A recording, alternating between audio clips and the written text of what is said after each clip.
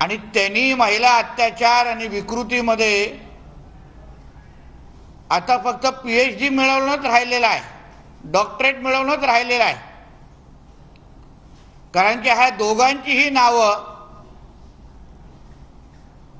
महिला अत्याचार, विकृती आणि पोलिसांवर दबाव ह्या विषयावर फार जवळून जोडलेले आहेत.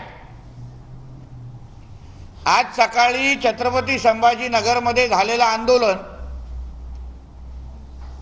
हे काही कुठल्या राजकीय पक्षाचे कार्यकर्त्यांनी केलेलं आंदोलन नव्हतं, पण आमच्या भारतीय जनता पक्षाचे कार्यकर्ते आणि पदाधिकारी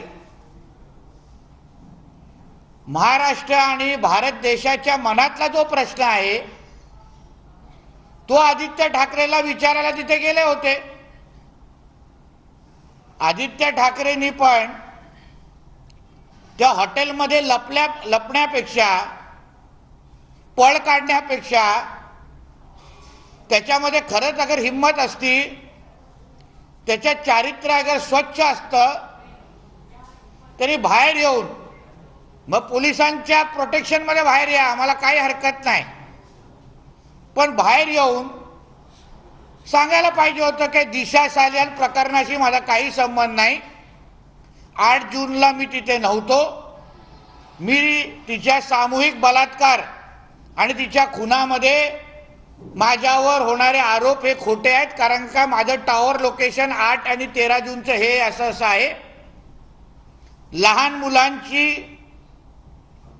मुलांच्या छळवणूक करण्याशी माझा काही संबंध नाही.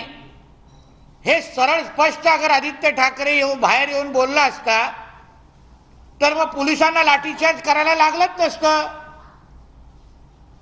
ठाकरे गटातल्या कार्यकर्त्यांना काठ्या आणि केसेस घेण्याची गरजच पडली नसती. आता तू तुझ्या अय्याशीसाठी, तुझ्या विकृतपणामुळे आज तुझे पक्षाचे कार्यकर्ते लाट्या काट्या खात आहेत. तुझ्या पक्षाचा विरोधी पक्ष नेता ह्याला पोलिसाच्या अंगावर जायला लागतंय. यापेक्षा आदित्य ठाकरेंनी त्याच्या पत्रकार परिषदेमध्ये अगर खुलासा करून टाकला असता की नितेश राणे आणि ही लोक जे बोलतायत ते खोटं आहे, हे माझ्याकडे असलेले पुरावे आहेत आणि नितेश राणेंनी देशाची आणि आमची माफी मागावी, तर मी ठाकरे कुटुंबाची माफी मागायला मी तयार आहे अगर आदित्य ठाकरेंनी पुरावे दिले तर. पण ते ना बोलता पत्रकारांनी जेव्हा त्याला एक साधा फक्त एक प्रश्न विचारला तर नाही, तो राजकीय विषय आहे.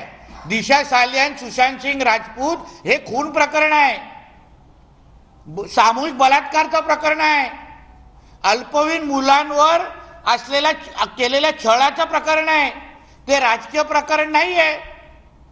मला आमच्या पत्रकार मित्रांचं पण काही लोकांचं मला आश्चर्य वाटतं